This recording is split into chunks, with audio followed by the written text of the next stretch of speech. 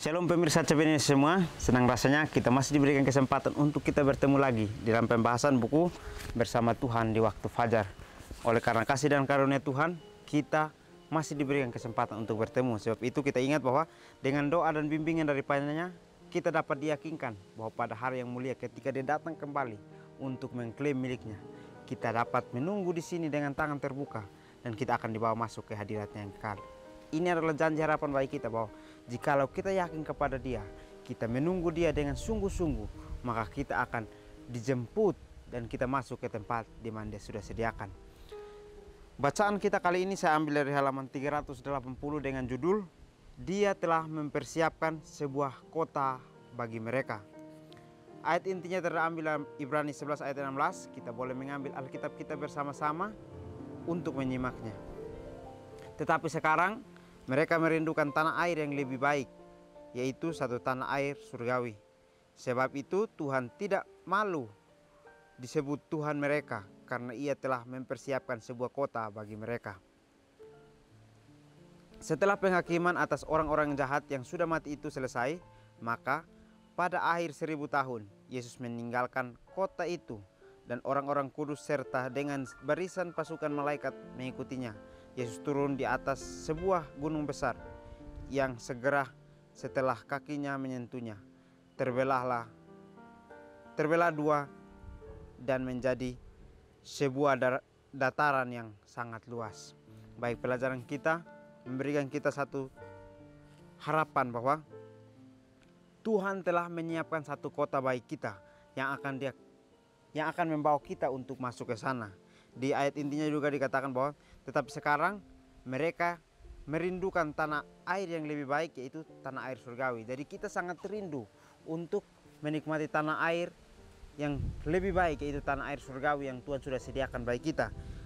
Sebab itu Dia tidak malu disebut Tuhan. Meskipun kita orang berdosa, tetapi Dia masih mau kita untuk masuk kepada tanah yang Dia sudah sediakan itu, di mana Dia tidak malu untuk kita akui Dia sebagai Tuhan. Kalau kita lihat di hadapan dunia, orang yang sudah bersalah maka tidak akan mau diakui lagi oleh orang yang mungkin selama ini bersama-sama dengannya. Tetapi dia akan malu dan dia akan tinggalkan. Tetapi Tuhan tidak meninggalkan kita. Kita sudah menyakiti hatinya, tetapi Dia tetap bersama dengan kita. Dan Dia akan mempersiapkan diri kita untuk kita masuk kepada kota yang Dia sudah sediakan bagi kita. Jadi setelah penghakiman orang-orang jahat yang sudah mati atau orang-orang yang sudah diistirahatkan terlebih dahulu, maka 1000 tahun akan kita jalani. Dan juga Yesus pada 1000 tahun yang kita sudah jalani, maka Yesus akan tinggalkan kota yang Dia sudah sediakan. Dia akan kembali datang dengan orang-orang kudus dan barisan para malaikat suci itu, datang mengikutinya untuk turun ke sebuah gunung besar. Di sini dikatakan bahwa turun ke sebuah gunung besar, berarti Dia di awan-awan melihat akan semua permukaan yang ada di dunia ini, sehingga dengan segera kakinya menyentuh akan gunung itu, atau Dia akan menyentuh sebuah daratan di mana pada saat Dia datang maka terbelahlah bumi dan menjadi sebuah daratan yang sangat luas, dan akan terlihat kita semua di sana yang siap menanti akan kedatangannya. Kemudian kita memandang ke atas dan melihat kota besar dan indah itu dengan 12 dasar dan 12 pintu gerbang, 3 pada setiap sisi, dan seorang malaikat pada setiap pintu. Kita berseru, kota besar itu sedang turun dari Tuhan yang di surga. Dan kota itu turun dengan segala kemuliaan dan kebesaran yang menyilaukan, dan mengambil tempat di atas lembah yang telah disediakan Yesus untuk itu. Tulisan-tulisan permulaan halaman 415. Jadi pelajaran kita memberikan kita lagi pelajaran yang sangat penting. Dikatakan bahwa Dia turun di gunung besar, maka kita akan memandangnya ke atas, melihat akan kota besar itu, dan kita akan mengatakan bahwa kota itu kota sangat besar, sedang turun dari Tuhan yang di surga. Jadi kota itu akan kita lihat pada saat Tuhan datang di atas gunung besar itu. Jadi kita akan melihat bahwa kota itu sangat megah, tetapi saat ini khayalan kita, imajinasi kita tidak pernah sampai kepada apa yang akan terjadi pada saat Yesus datang. Mungkin kita berkhayal itu mungkin sangat megah, tetapi khayal kita belum sampai kepada titik di mana kita akan melihat secara langsung. Jadi kota itu dipenuhi dengan kemuliaan dan kebesaran yang menyilaukan dan mengambil tempat di atas lembah yang telah disediakan Yesus untuk itu. Jadi Yesus menyediakan itu sebagai satu kemuliaan bagi kita yang mau bersungguh-sungguh percaya kepada Dia dan yakin bahwa Dia akan datang untuk menjemput kita.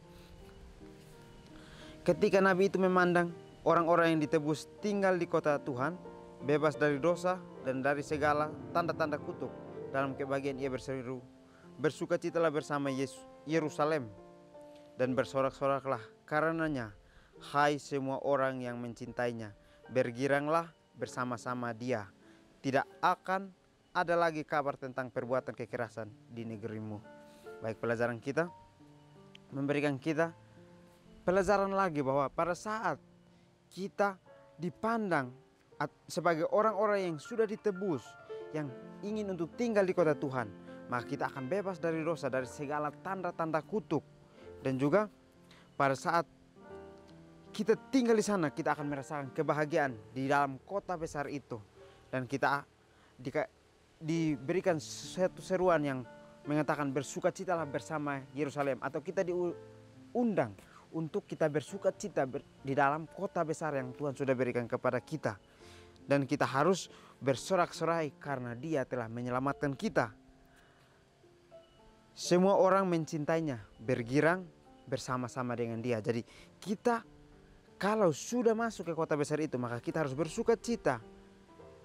Oleh karena kota itu kita bisa duduki, dan juga kita harus bersorak-sorai karena namanya yang dia sudah kita sembah selama ini. Dan juga kita harus cinta kepadanya serta bergirang bersama-sama dengan Dia menikmati akan kota besar itu. Tidak akan ada lagi kabar tentang perbuatan kekerasan di negerimu, tentang kebinasaan atau keruntuhan di daerahmu. Engkau akan menyebutkan tembok selamat dan pintu gerbang pujian. Baik, jadi ini dijanjikan oleh Tuhan, dikatakan bahwa pada saat kita sudah masuk kepada Yerusalem yang sudah disediakan Tuhan, maka kita tidak akan ada lagi kabar tentang perbuatan kekerasan di negeri kita sendiri. Dan juga tidak ada lagi kebinasaan dan keruntuhan yang terjadi di daerah kita yang kita duduki sekarang.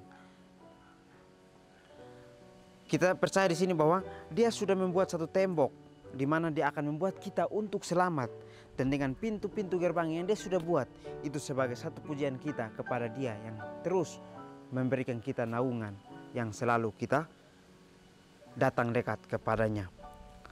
Nabi itu menangkap bunyi musik di sana dan nyanyian, jenis musik dan nyanyian yang hanya terdengar dalam khayal dari Tuhan. Tidak ada telinga fana yang telah pernah mendengarnya, atau pikiran fana telah membayangkannya. Dengan suara nyaring mereka bersorak-sorai demi kemegahan Tuhan. Mereka memekik. Alfa Omega jilid 4 halaman 313 dan 314. Baik, di akhir pembelajaran kita memberikan kita pelajaran bahwa Nabi itu menangkap satu bunyi musik yang datangnya dari kota besar itu, dengan musik yang selalu dinyanyikan oleh malaikat dan orang-orang kudus yang di sana. Dan jenis musik itu serta nyanyian itu tidak pernah terdengar oleh telinga khayal kita, tetapi apa yang terdengar itu adalah khayal dari Tuhan.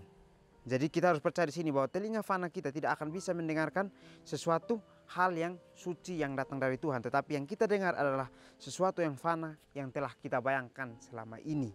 Jadi dengan suara yang nyaring mereka bersorak-sorai dengan kemegahan Tuhan yang memekik. Jadi orang itu akan bersuka cita dengan suara yang nyaring, dan mereka akan bersorak-sorai serta dengan kemegahan yang mereka lihat sekarang yang di dalam kota besar itu. Maka mereka akan bersyukur dan mereka akan bersukaria sekuat apa yang mereka bisa lakukan dengan kesenangan yang Tuhan berikan kepada mereka. Jadi inilah pelajaran yang sangat penting untuk kita, di mana Tuhan telah mempersiapkan satu kota besar bagi kita untuk kita masuk di sana. Jadi kita harus sebagai orang yang percaya kepada Tuhan, kita harus menunggu dengan sungguh-sungguh. Kita percaya bahwa Dia yang selama ini kita sakiti, Dia masih mempersiapkan kita satu tempat untuk kita masuk bersama dengannya. Jadi saat ini marilah kita rindu akan tanah air yang sudah Dia sediakan itu untuk kita bisa masuk ke sana untuk tinggal bersama dengan Dia. Mungkin ini saja pelajaran yang dapat saya bahas. Kiranya kita bertemu di pertemuan selanjutnya. Kiranya Tuhan Yesus memberkati kita semua.